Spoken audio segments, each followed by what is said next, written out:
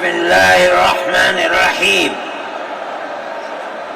الحمد لله نحمده ونستعينه ونستغفره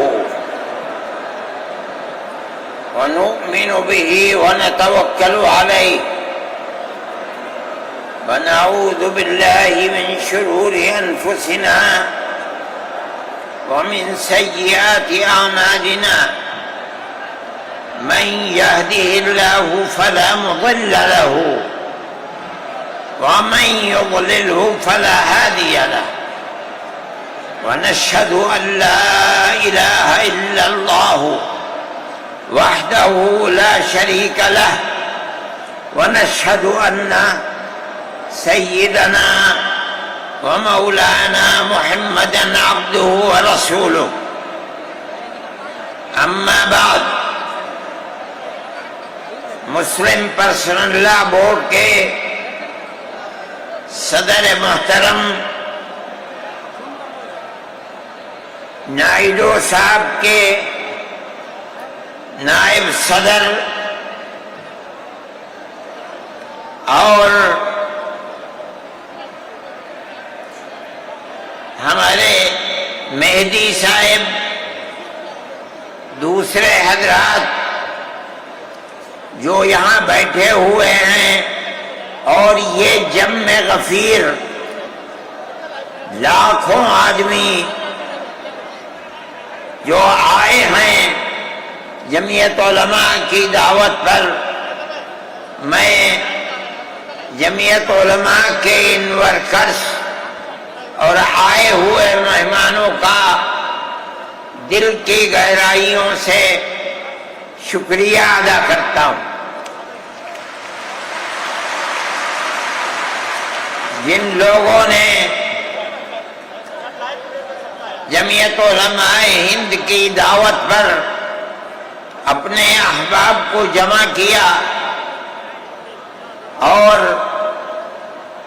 اپنے خرچ سے جمعیت علماء کا ایک پیسہ کیا پھوکی کوڑی بھی نہیں لگی.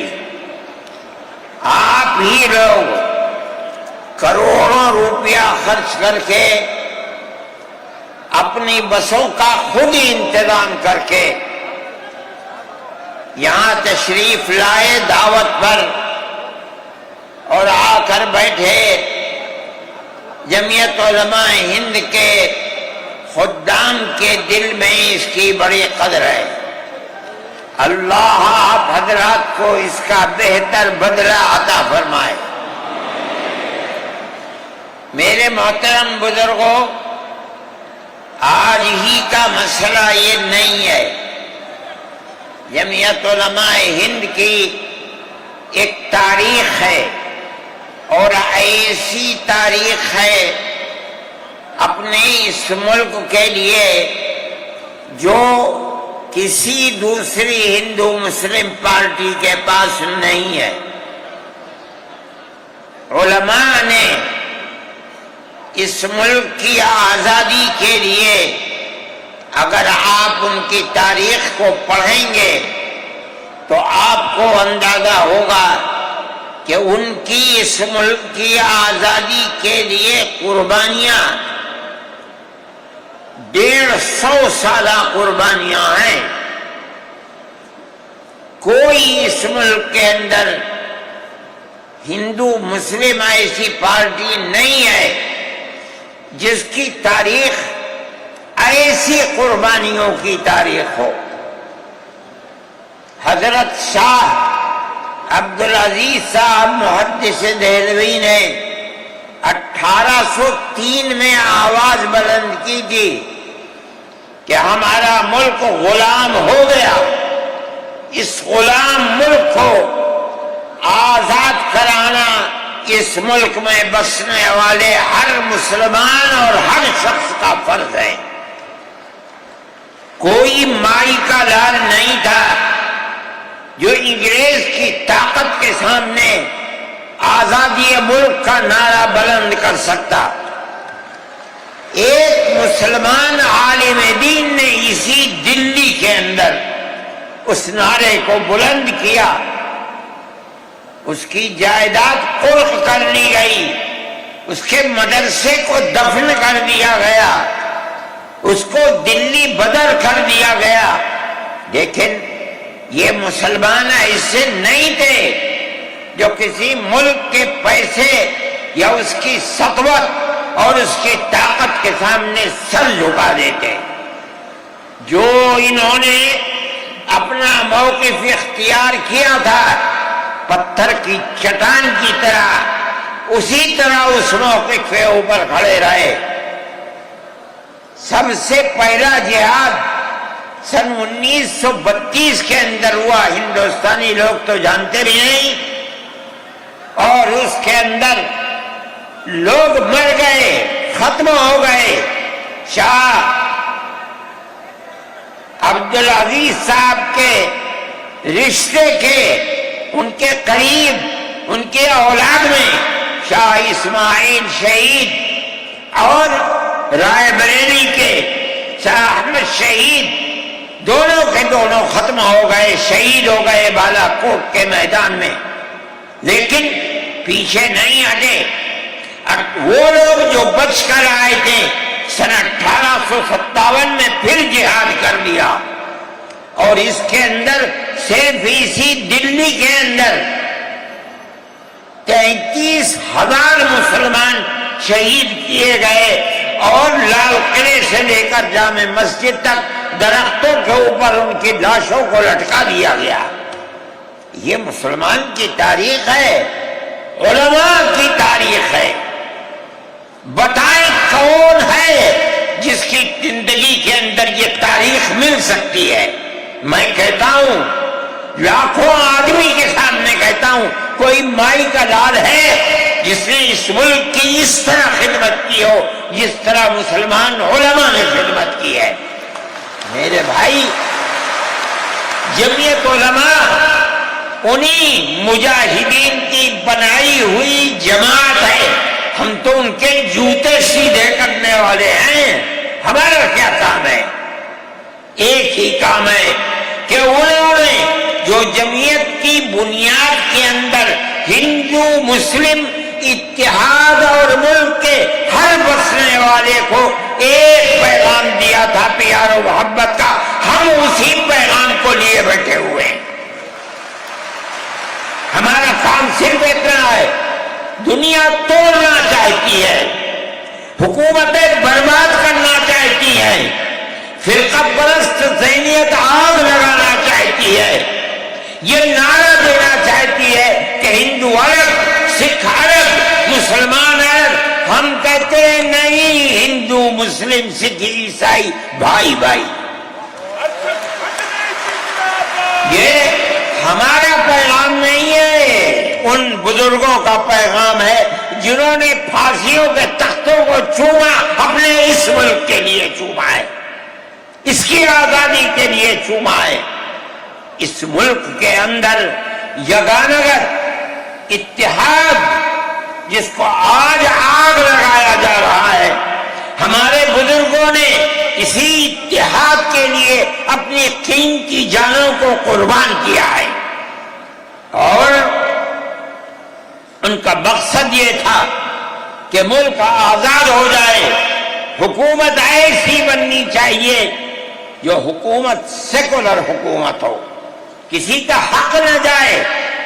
کانگریس اس لیے نہیں بنی تھی، یہ 1803 کی آواز ہے کہ ملک غلام ہو گیا، جہاد کرنا فرض ہے۔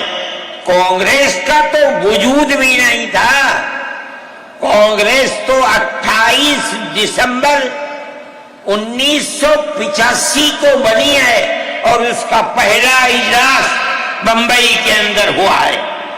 آپ لوگ سمجھیں اس کو، کانگریس ملک کو آزاد کرانے کے لیے نہیں بنی تھی، کانگریس کی تجویز موجود ہے۔ وہ کہتے ہیں کہ ہندو مسلم ملک کے بسنے والوں کی اس جنگ و جدال سے دو جہاد، سن 32 کا، 1857 کا، اس جہاد کے نتیجے میں جو برطانیہ کی حکومت اور ہندوستان کی حکومت میں دوری پیدا ہو گئی ہے۔ کانگریس کا مقصد تھا کہ اس دوری کو ختم کر دیا جائے، ملک کو اپنے گردن سے زنجیر غلامی کی نکال کر توڑ دیا جائے، کانگریس کا مقصد نہیں تھا۔ میں آپ سے کہتا ہوں یہ بات ہے اور کانگریس کی تجویز میں موجود ہے، کوئی اس کی تردید نہیں کر سکتا۔ کسی نے حضرت گنگوہی رحمت اللہ علیہ سے پوچھا کہ ایک جماعت بنی ہے جو ہندوؤں نے بنائی ہے انگریز کے ساتھ مل کر، کیا مسلمان اس جماعت میں شریک ہو سکتا ہے؟ حضرت نے فتویٰ دیا اور یہ کہا کہ جس طرح اپنے کاروبار میں ہندو مسلمان شریک ہو سکتا ہے، اسی طرح اس پارٹی کے اندر بھی ہندو مسلمان شریک ہو سکتا ہے، بشرطے کہ دین کو کوئی نقصان نہ پہنچے۔ اس فتوے کا نام ہے نصرت الابرار، جو پرانی مکتبیں ہیں، لائبریریاں ہیں، یہ آج بھی وہاں موجود ہے۔ یہ صرف فتویٰ نہیں ہے، یہ اس لیے ہے کہ یہ اشارہ ہے کہ مسلمانوں کو کانگریس کے ساتھ شریک ہونا چاہیے اور کانگریس کے اس نظریے کو بدلنا چاہیے۔ کانگریس کے اندر مستقل غلامی کی زنجیر کو توڑنے کے لیے اور انگریز کے ساتھ جہاد کرنے کے لیے تیار کرنا چاہیے۔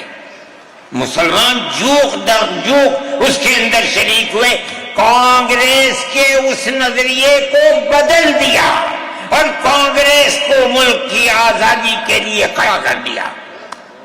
یہ مسلمان کا، علماء کا، جمعیت علماء کا کردار ہے۔ کوئی مانے نہ مانے، تاریخ میں لکھی ہوئی چیزیں ہیں، ہم سے پوچھے ہم وہ تاریخ کی لکھی ہوئی چیزیں لیں گے۔ ہماری تاریخ کو مٹا دیا گیا۔ وہ طبقہ جو آج ملک کے اندر اسلام اور مسلمانوں کو دفن کرنا چاہتا ہے، وہ ہماری تاریخ کو دفن کرنے کے اندر کامیاب ہو گیا، مگر ہم کہتے ہیں یہ ہماری تاریخ ہے۔ میرے بھائی، ملک اسی طرح چلتا رہا، جیسے جیسے آزادی قریب آتی رہی، جمعیت علماء ہند وہ تنہا ایک جماعت تھی جو برابر موتی لال نہرو، جواہر لال نہرو، گاندھی جی سے یہ بات کہتی رہی کہ ہمیں ضمانت دو، ہم 143 سال ہیں ہماری زندگی، جہاد کی زندگی، ہمیں یہ ضمانت دو کہ ملک آزاد ہوگا تو اس کا کردار سیکولر کردار ہوگا، دستور سیکولر دستور ہوگا، جس کے اندر ہندو، مسلمان، سکھ، پارسی، عیسائی ہر ایک کو اپنے مذہب کے ساتھ جینے کا حق ہوگا اور حکومت کا کوئی مذہب نہیں ہوگا۔ ہمارے پاس تجویزیں موجود ہیں، برابر ہمیں مفتی کفایت اللہ صاحب جو جمعیت علماء کے اس وقت صدر تھے، نام لے کر ان کے پاس موتی لال نہرو، گاندھی جی، یہ لوگ اپنی ورکنگ کمیٹیوں کی تجاویز بھیجتے ہیں، مفتی صاحب کرم فرما، مفتی صاحب یہ ہے کہ ہمارا ملک جب آزاد ہوگا ہم گارنٹی دیتے ہیں کہ ملک سیکولر ملک ہوگا۔ اس کا کیا مطلب ہے؟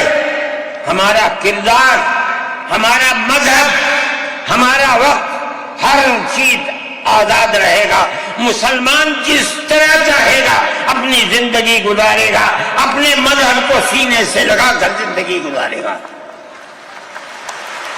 میں یہ بات صرف ہوائی نہیں کہہ رہا ہوں، آپ غور سے اس تحریر کا ایک ایک لفظ سنیں۔ ہری پور ضلع سورت کا اجلاس عام جو 19، 20، 21 فروری 1938 میں 47 میں ملک آزاد ہوا، یہ اجلاس 1938 میں، اس سے بھی 9 سال پہلے یعنی آج کے مقابلے میں 80 سال پہلے یہ اجلاس ہوا تھا، اس کے اندر تجویز دیکھیے آپ، ورکنگ کمیٹی نے 1937 میں اپنی کلکتے کی میٹنگ میں اقلیتوں کے حقوق پر جو تجویز پاس کی تھی اسے یہ کانگریس منظور کرتی ہے، اس وقت کی بات ہے، اور نئے سرے سے اعلان کرتی ہے کہ ہندوستان کی اقلیتوں کے تمدنی، مذہبی اور لسانی حقوق کی حفاظت کرنا کانگریس کا پہلا فرض اور بنیادی پالیسی ہے، تاکہ حکومت کی کسی بھی ایسی اسکیم میں جس میں کانگریس شریک ہو اقلیتوں کو ترقی اور نشو و نما کا زیادہ سے زیادہ موقع مل سکے۔ آپ الفاظ پر غور کیجئے، اور وہ قوم کی سیاسی، اقتصادی اور کلچرل زندگی میں پورا حصہ لے سکے۔ اس کے بعد اس بنیاد پر مسلمانوں کو مطمئن رہنا چاہیے کہ آزاد ہندوستان کی حکومت میں ان کا مذہبی فرائض، اذان، نماز، جمعہ، عید، روزہ، حج، زکوٰۃ، مذہبی تبلیغ، مساجد، مقابر، قربانی، مذہبی جلوس، مذہبی جلسے وغیرہ جملہ مذہبی رسوم اور مذہبی ادارے محفوظ ہوں گے، اور اسی طرح ان کی تہذیب و تمدن، ان کے تعلیمی ادارے، خانقاہیں، امام باڑے، عیدگاہیں، تکیے، کربلائیں، آثار قدیمہ، اوقاف وغیرہ سب محفوظ ہوں گے، اور اسی طرح ان کی زبان، ان کی شاعری، رسم الخط وغیرہ سب کے سب آزاد اور محفوظ ہوں گے، کسی پر کوئی رکاوٹ اور قید نہ ہوگی۔ جو میں آپ سے کہہ رہا ہوں، آپ دیکھیے یو پی کانگریس کا شائع کردہ election board national herald press Lucknow 1946 کے اندر، شاید 10 فروری میں نے نقل کیا ہے، وہ مٹا ہوا تھا، اس کے اندر یہ بلیٹن شائع ہوا ہے۔ میں کہتا ہوں کہ ہندوستان کی جمعیت علماء کے بار بار کھچوٹے لگانے پر وعدہ کرو کہ ملک سیکولر ملک ہے، وہ وعدہ کرتے چلتے ہیں۔ میں آج آپ سے پوچھتا ہوں کہ اس میں سب سے پہلی چیز ہے کہ مسلمانوں کا مذہب اور مذہبی فرائض محفوظ رہیں گے۔ آج میں پوچھتا ہوں، ملک کی آزادی کو 70-80 سال ہو رہے ہیں، بتائیے کیا محفوظ ہے مسلمانوں کا؟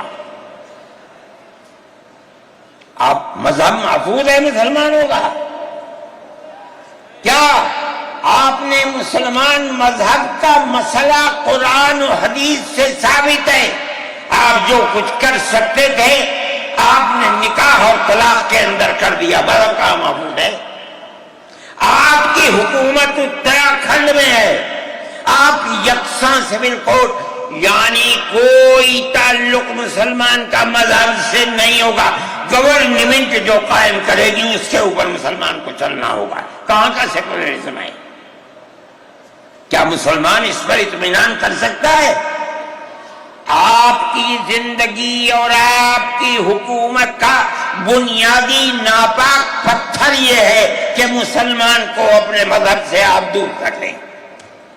کیا آپ اسے قبول کریں گے؟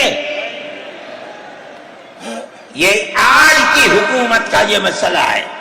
مذہبی فرائض کہاں کے آپ زندہ رہ گئے؟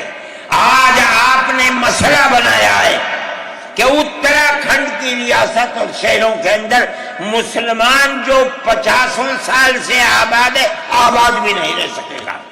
یہ آپ کا کردار ہے، یہ تصویر ہے اور ناپاک تصویر ہے ہم کہتے ہیں۔ جس تصویر کو آپ پیش کر رہے ہیں یہ تصویر سیکولر دستور کی تصویر نہیں ہے۔ ہمارا آج کا یہ کنونشن سیکولر دستور کی حفاظت کے لیے ہے۔ کہاں ہے جی؟ کیا کر رہے ہو؟ اس ملک کو، ملک میں رہنے والوں کے لیے جہنم بنا رہے ہو۔ جمعیت علماء اس کو قبول نہیں کرتی۔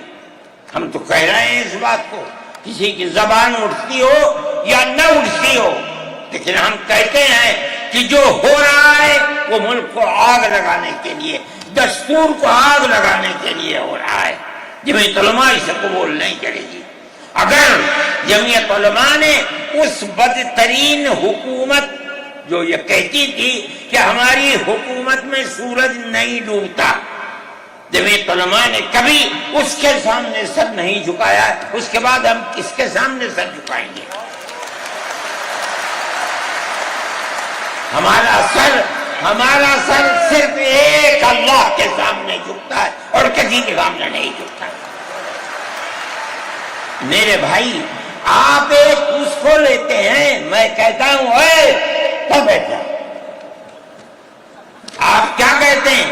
اس کے اندر جہاں ہے وہاں اسی طریقے سے اوقاف وغیرہ سب محفوظ ہوں گے۔ اوقاف محفوظ ہیں، یہ آپ کے سامنے حضرت مولانا بیٹھے ہوئے ہیں، تقریر کی ہے۔ اوقاف کو ہڑپنا چاہتے ہیں۔ ہماری مسجدیں اسی دلی کے اندر 400 500 سال کی مسجدیں ہیں، جس میں جمعیت علماء کا دفتر بنا ہوا ہے، عبد النبی اکبر کے زمانے کی مسجد ہے۔ اور کتنی مسجدیں جن کے پاس اوقاف، اللہ اکبر، لاکھوں کروڑ کے اوقاف ہیں۔ جونپور میں جا کر کے دیکھو کیسی مسجدیں ہیں، دلی کے قرب و جوار میں دیکھو کتنی بڑی بڑی مسجدیں ہیں۔ ہندوستان کا وہ طبقہ جو ان مساجد کے اوقاف کو ہڑپ کرنا چاہتا ہے، کہتا ہے اگر کسی وقف زمین یا مسجد یا کسی بھی چیز کے کاغذات وقف کے نہیں آئے اس کو وقف نہیں مانا جائے گا۔ کون 500 سال پرانے کاغذات لا کر کے پیش کر دے گا؟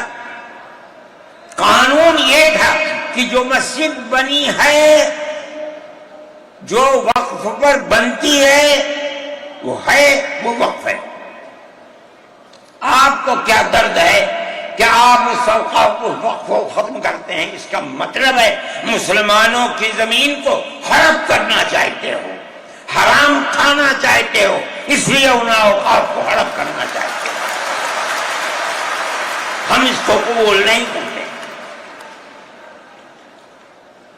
اوقاف ہمارے آباء و اجداد کے کیے ہوئے ہیں، اوقاف اللہ کی ملکیت میں دیے ہوئے ہیں، مسجدیں بنی ہوئی ہیں، آپ ان کی حفاظت کیجئے، اس لیے کہ ہم اس ملک کے رہنے والے ہیں، ہم باہر سے آئے ہوئے نہیں ہیں۔ اگر ہندو گوجر ہے مسلمان بھی گوجر ہے، اگر ہندو جاٹ ہے مسلمان بھی جاٹ ہے، اگر ہندو راجپوت ہے مسلمان بھی راجپوت ہے۔ جاؤ دیکھو کشمیر کے اندر اگر ہندو برہمن ہے مسلمان بھی برہمن ہے۔ ہم اسی ملک کے رہنے والے ہیں۔ کسی کو اچھا لگا یہ مذہب وہ اس مذہب میں چلا گیا، کسی کو یہ مذہب اچھا لگا وہ اس مذہب میں چلا گیا۔ کیا مذہب کی بنیاد پر اس ملک کے اندر آپ ہمیں جینے کا حق نہیں دیں گے؟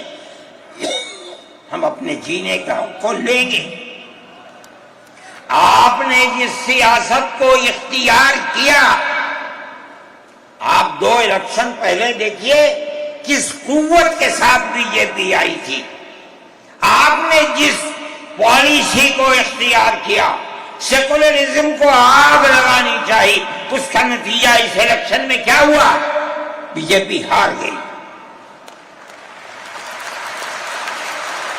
میں کہتا ہوں کہ اگر چندرا بابو نائیڈو کی بیساکھی نہ ہوتی اور ادھر نتیش کمار کی بیساکھی نہ ہوتی تو بی جے پی گورنمنٹ نہیں بنا سکتی تھی۔ کیوں ہوا؟ وہ جو 14 سال پہلے اتنی قوت کے ساتھ آئی تھی کہ لگتا تھا کسی دوسری جماعت کا چراغ ہی نہیں جل رہا ہے، وہ چراغ آج بجھ کیسے گیا؟ اس پالیسی کی وجہ سے۔ ملک کی پالیسی اگر بھائی بھائی کی ہوگی، ملک زندہ رہے گا۔ ایک باپ کی اولاد 5 4 3 اگر پیار و محبت کے ساتھ رہیں گے وہ گھر آباد رہے گا، اگر دشمنی ہوگی سب برباد ہو جائیں گے۔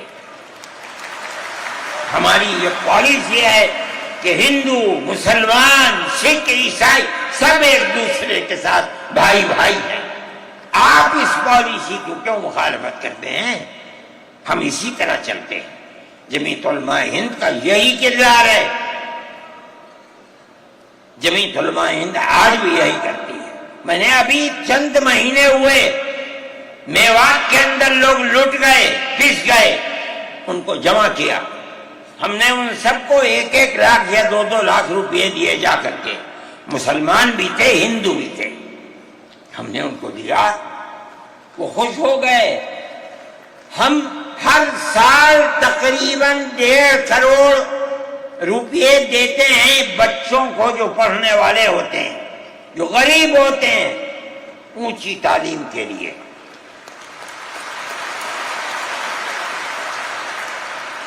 اس کے اندر مسلمان بچے بھی ہوتے ہیں، ہندو بچے بھی ہوتے ہیں۔ جمعیت علماء ہر ایک کی مدد کرتی ہے، پڑھیں، ملک کے لیے کام کریں۔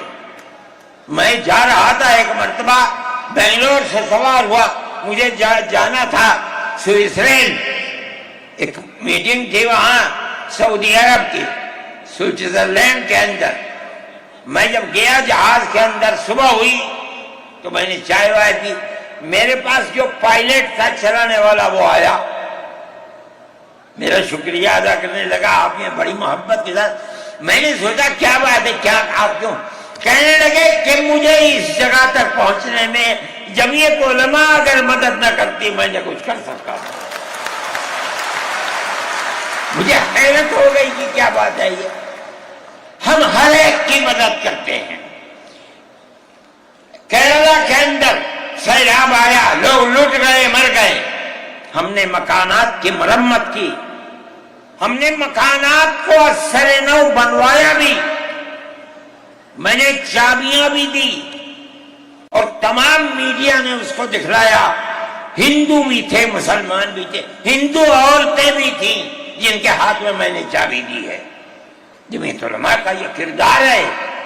ہمارے بزرگوں نے متحدہ قومیت کتابیں شائع کی ہیں، اس کا مطلب ہے کہ ہندوستان کی قوم مذہب کی بنیاد پر نہیں بٹے گی، جو ہندوستان میں رہتا ہے ان سب کی ایک ہی قوم ہے، مذہب کی بنیاد پر قومیں تقسیم نہیں ہوگی۔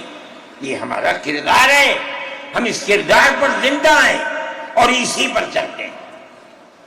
صحیح ہے، یہ ملک کے اندر جو پالیسی چل رہی ہے کہ ان کو مار دو، ان کو گرا دو، ان کو، آسام کے اندر یہ پالیسی آج سے نہیں سن 12 سے چل رہی ہے۔ جمعیت علماء تنہا جماعت ہے ملک کے اندر جو آسامیوں کے مسائل کو جانتی ہے۔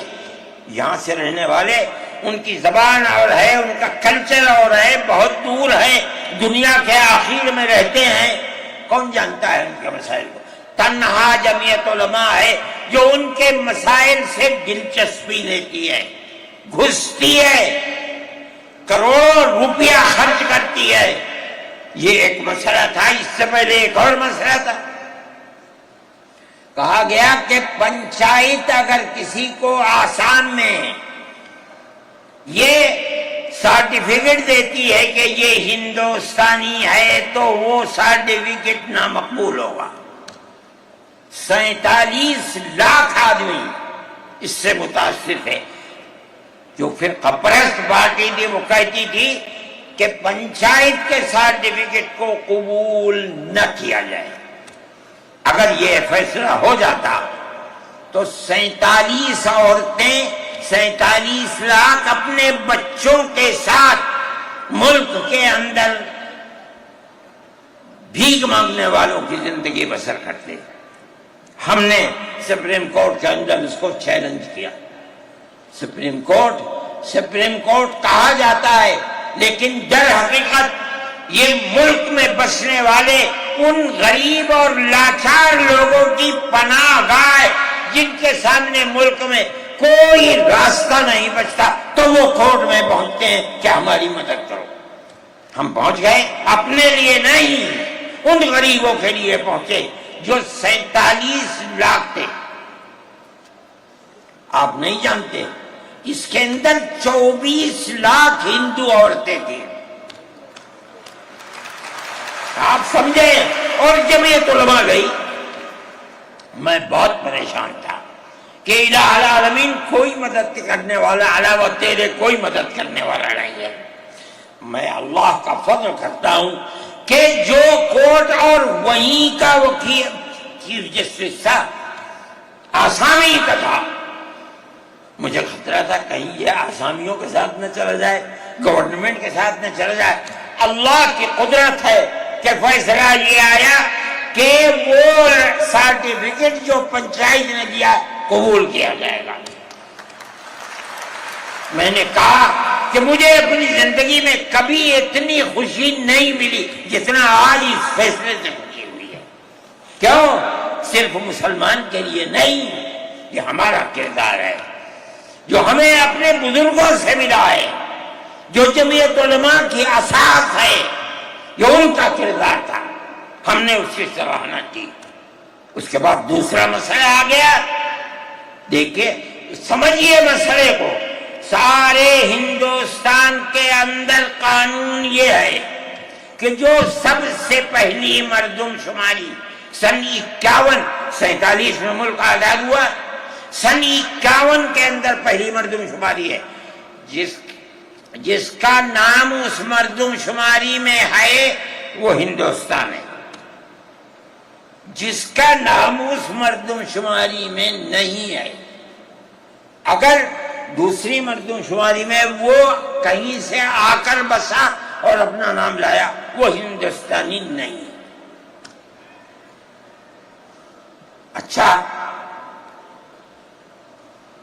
پاکستان ایک مغربی پاکستان تھا، ایک مشرقی پاکستان تھا. اندرا جی نے اپنے زمانے کے اندر تمام جھگڑوں کو ختم کرنے کے لیے مغربی پاکستان کو الگ، مشرقی پاکستان کو الگ کیا. جنگ ہوئی، مشرقی پاکستان ٹوٹ گیا اور بنگلہ دیش بن گیا. اس وقت بہت بڑی بمباری ہوئی دونوں ملکوں کے اندر. ادھر کے لوگ ادھر، ادھر کے لوگ ادھر. سب لوگ بیٹھے، راجیو بیٹھے، بی جے پی بیٹھی، جو وہاں کی پارٹیاں تھیں صوبائی وہ بیٹھی، اور سب نے بیٹھ کر طے کیا کہ آسام کے اندر ہندوستانی ہونے کی دلیل سن 71 کی مردم شماری ہوگی. سارے ملک سے الگ. سارے ملک میں مردم شماری میں ہندوستانی ہونے کے لیے 51 کی ہے، مگر سب پارٹیوں کے دستخط ہیں اس کے اوپر. آسام کے اندر 51 نہیں 71 ہوگی. اب آپ دیکھیے، جو فرقہ پرست، اور میں کہتا ہوں ببانگ دول کہتا ہوں کہ آسام کے چیف منسٹر کا کردار بدبودار کردار ہے، خراب کردار ہے، مسلمان کو دفن کرنے کا کردار ہے.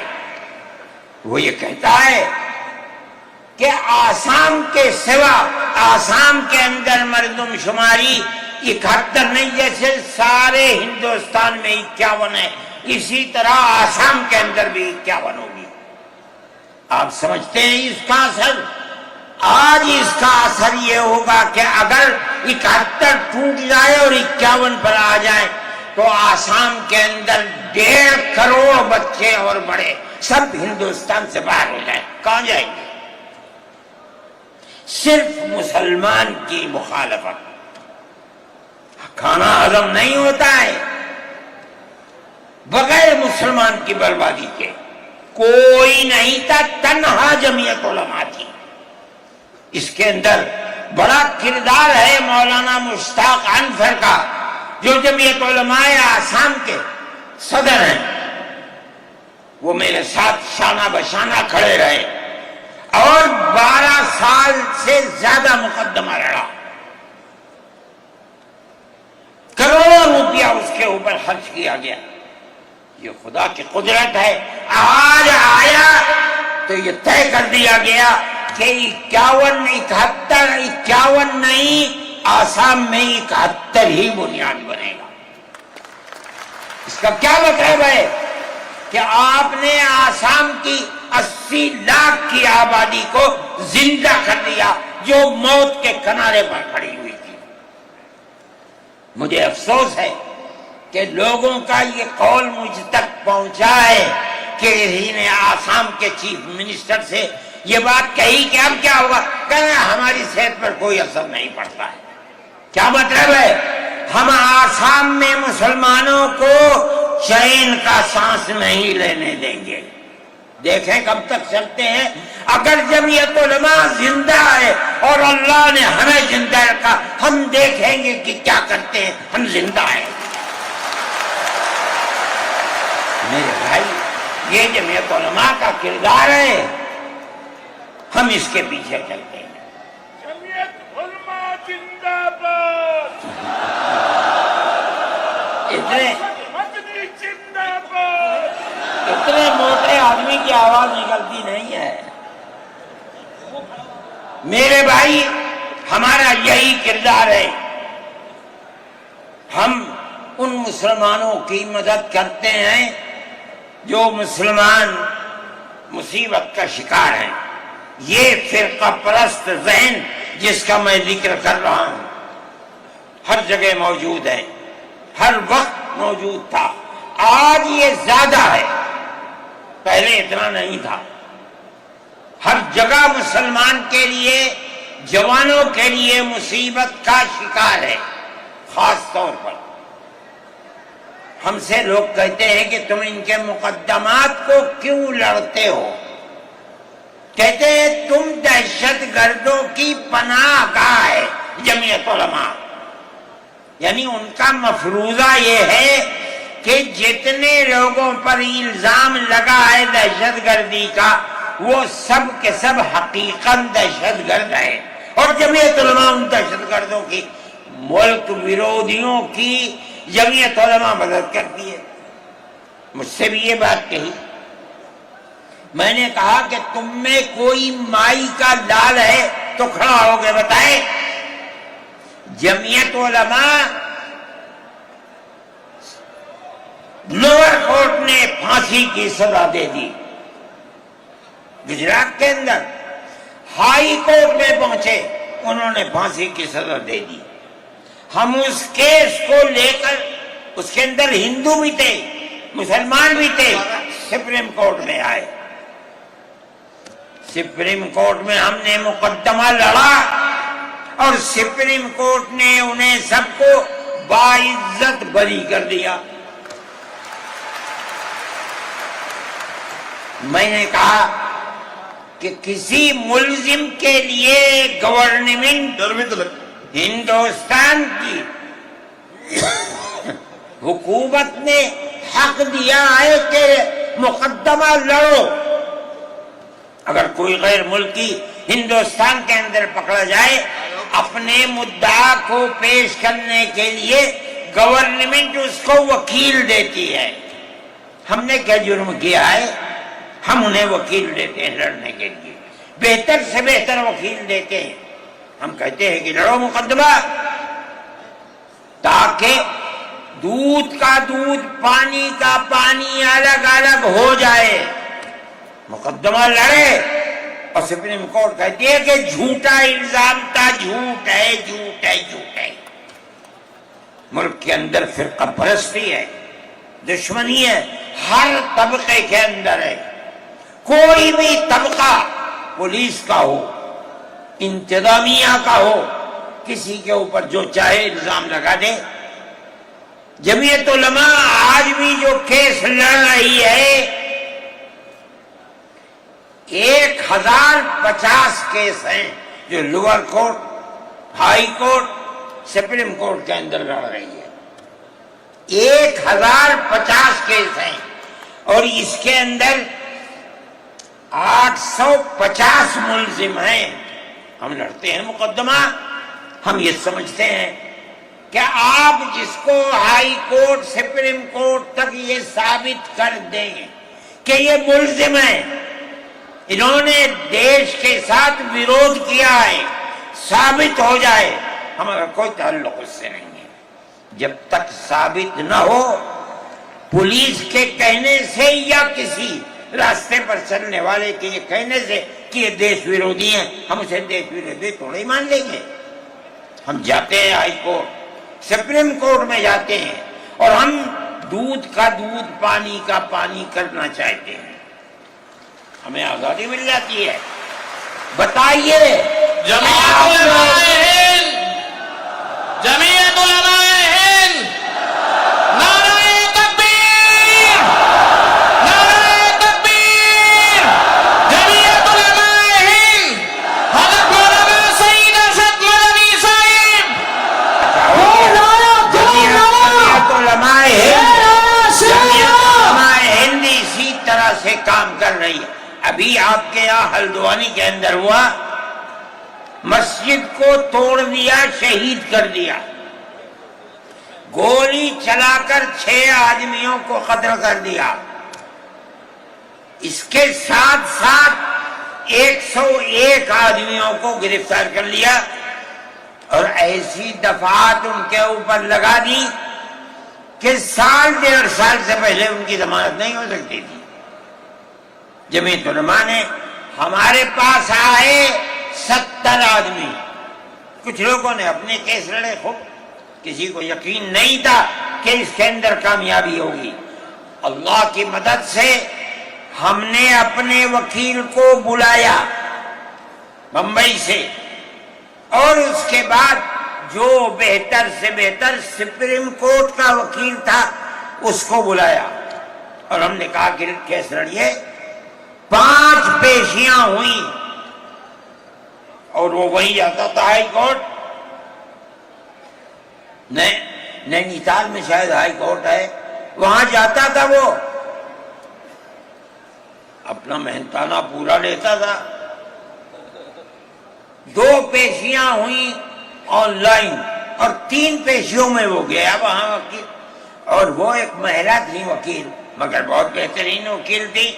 انہوں نے اپنے کیس کو رکھا، اور ہندوستان میں میں نہیں جانتا ہوں، جمعیت علماء اتنے کیسوں کو اتنے سال سے لڑ رہی ہے، بیک وقت 50 آدمیوں کی ضمانت ہو جائے، جن میں 6 عورتیں بھی تھیں۔ یہ پہلی مرتبہ ہوا۔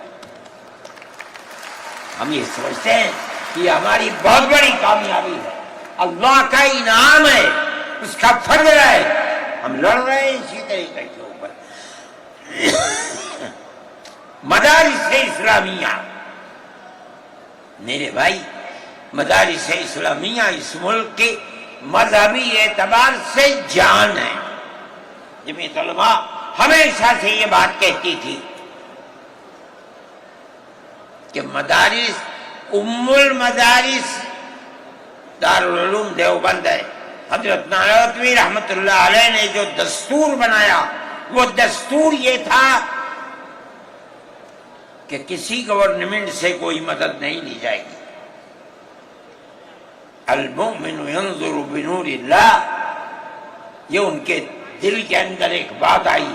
میں کہتا ہوں کہ اگر یہ بات نہ ہوتی اور حکومتوں سے پیسے لے لے کر مدارس چلتے، آج ان مدارس کی جان نکل چکی ہوتی۔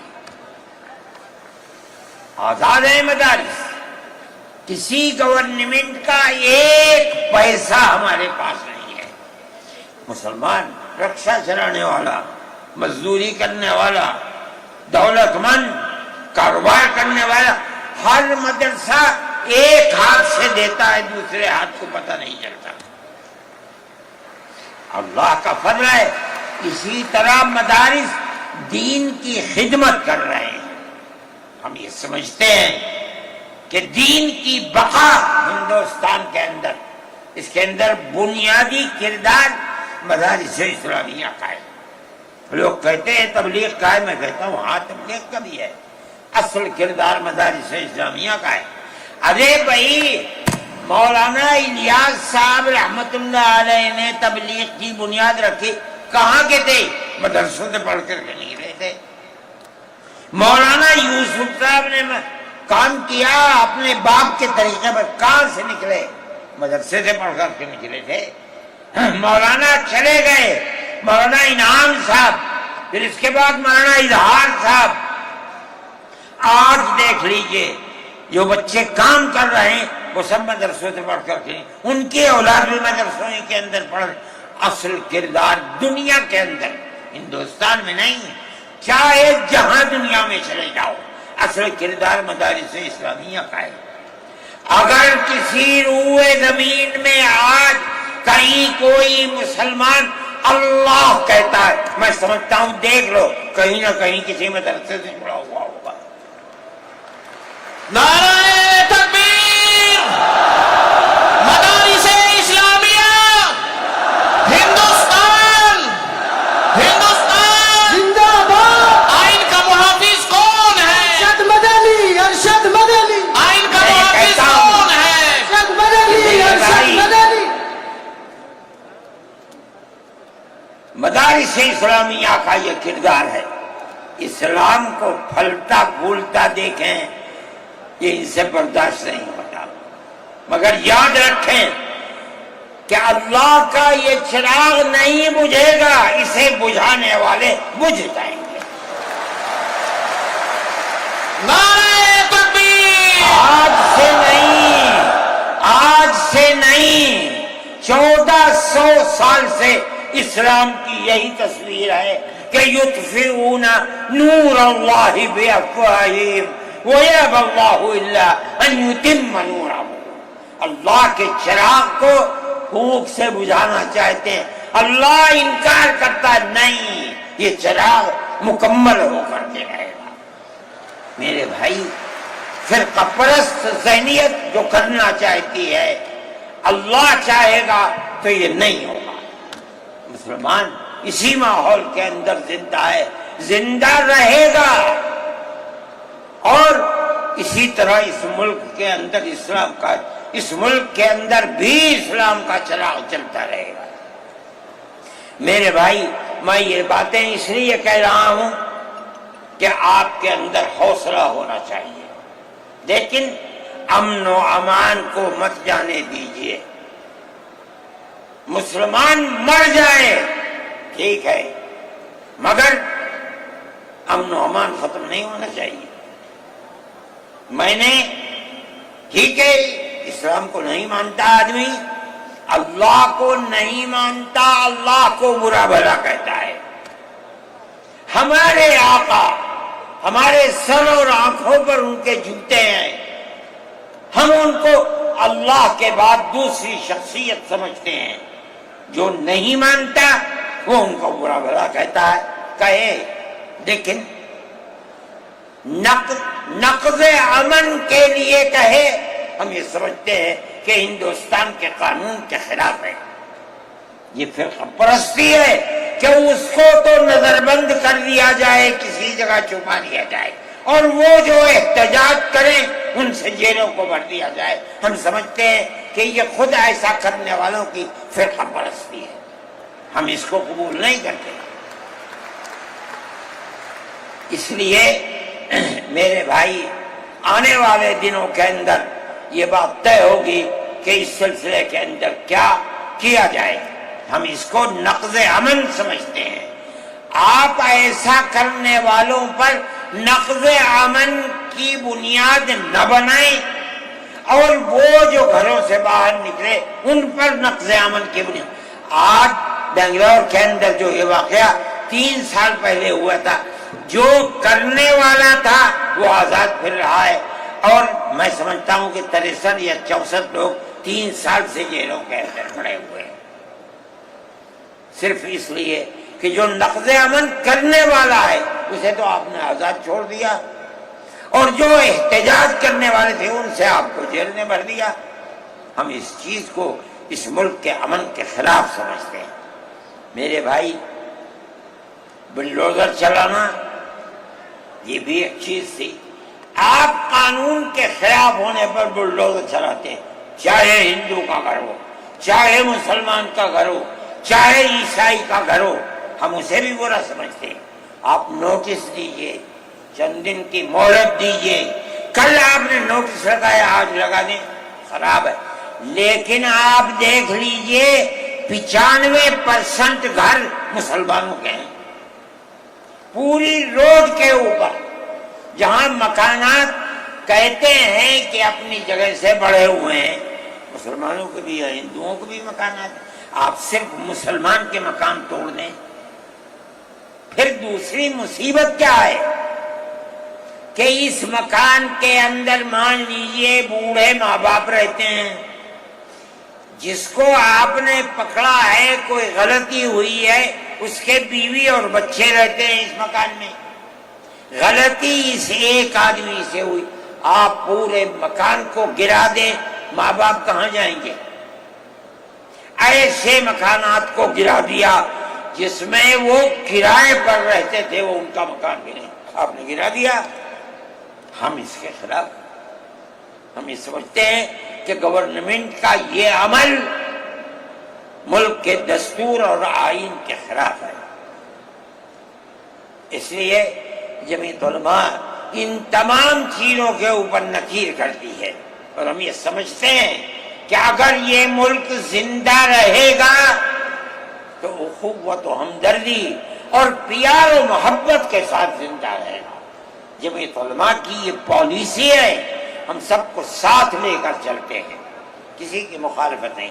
یہ پنڈت جی بیٹھے تھے، شاید چلے گئے، تھک کے آئے، استنجے کو گئے کہ اتنا بڑا ٹیکا لگا ہوا ہے. کہنے لگا میں تو آیا ہوں جلسے میں شریک ہوں گا. میں نے کہا کوئی دیکھے گا تو کیا کہے گا؟ لگا جی کہنے دے جو چاہے کہے، میرے تعلقات سب سے ہیں. میں ہر ایک سے اپنے تعلقات، چاہے کوئی ہندو ہو چاہے مسلمان ہو.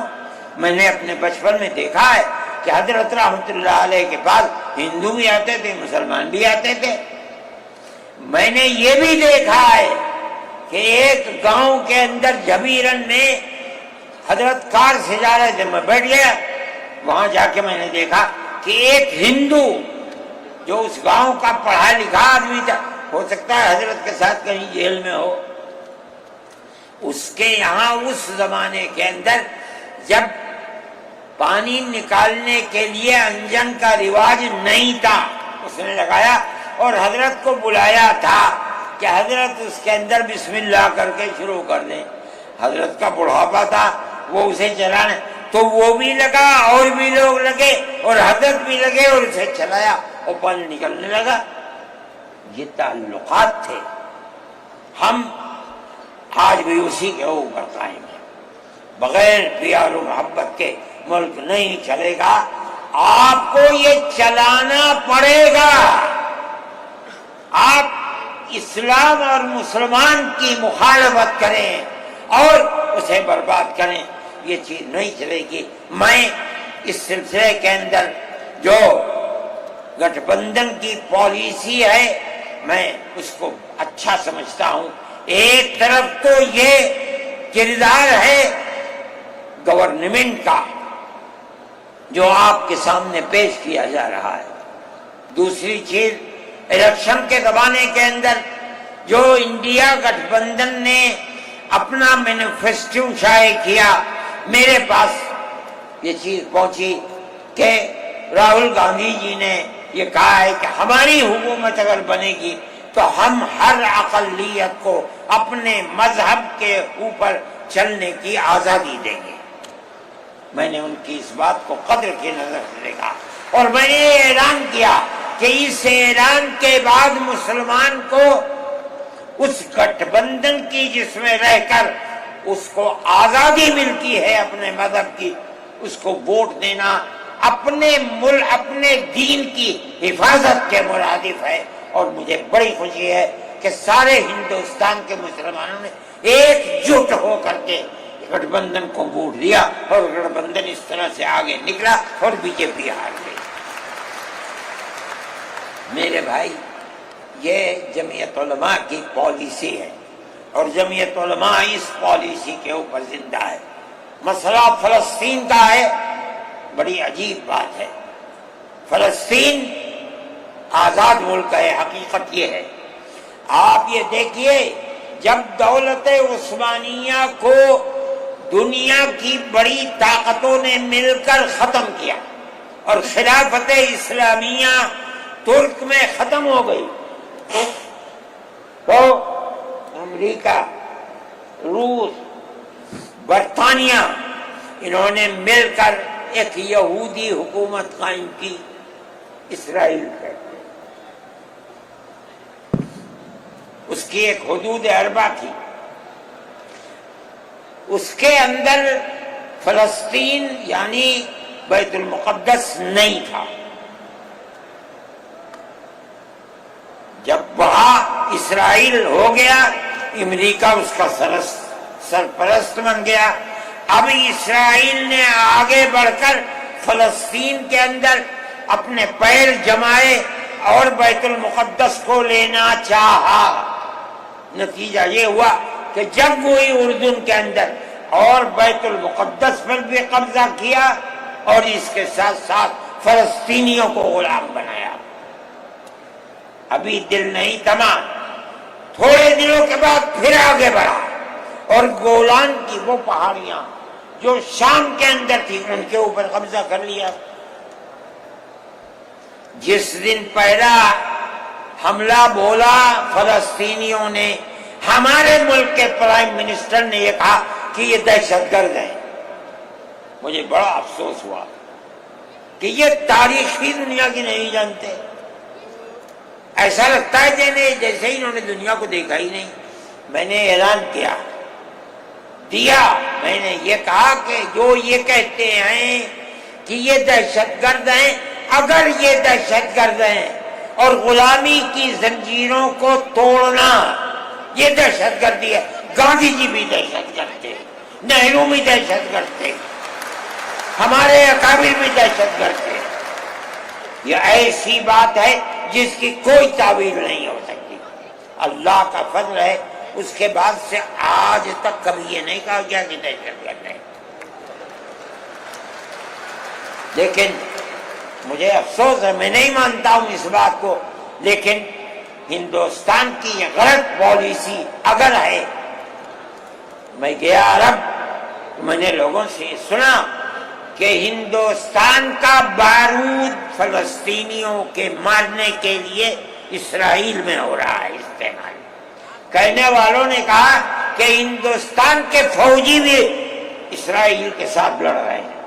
میں اس کی تصدیق نہیں کر سکا ہوں، اتنے میں بات نہیں، مگر میں یہ کہتا ہوں کہ کھل کر پالیسی ہونی چاہیے۔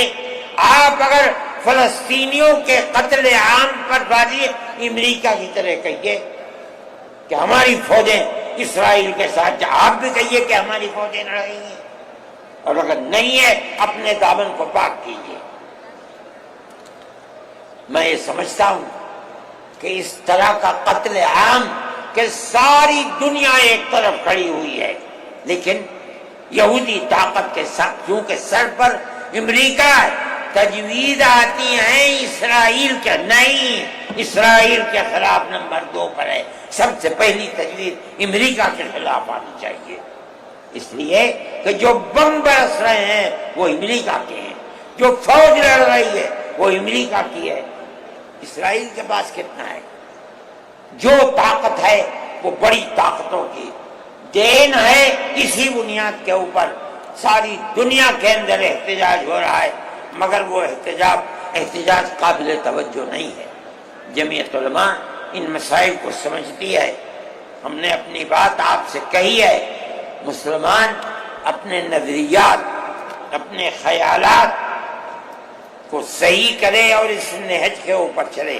میں پھر کہتا ہوں، آپ ہندو مسلم اتحاد، آپ جس گاؤں میں ہیں وہاں اتحاد رکھیے، اپنے کھیت میں ہیں وہاں اتحاد رکھیے، بازار میں بیٹھے ہیں وہاں اتحاد رکھیے، جہاں دنیا کے اندر ہے مذہب کی بنیاد پر نہیں، ہندو مسلم بھائی بھائی اسی اتحاد کی بنیاد کے اوپر چلیے۔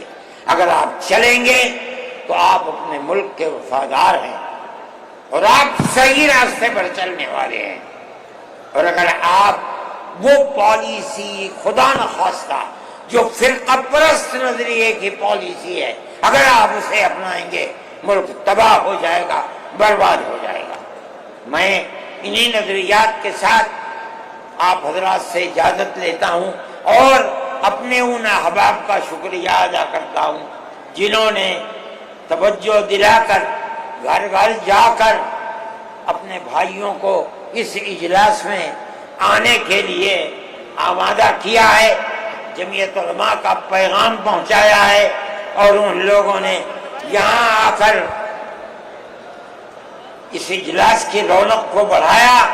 میں شہر دلی کے ان لوگوں کو جنہوں نے 25,000 لوگوں کو جو سیدھے رام لیلا گراؤنڈ میں پہنچے تھے ان کے ناشتے کا بندوبست کیا، اور جمعیت علماء کے آواز پر آنے والوں کے لیے محبت کا معاملہ کیا، میں ان کو بھی دلی شکریہ ادا کرتا ہوں۔ وآخر دعوانا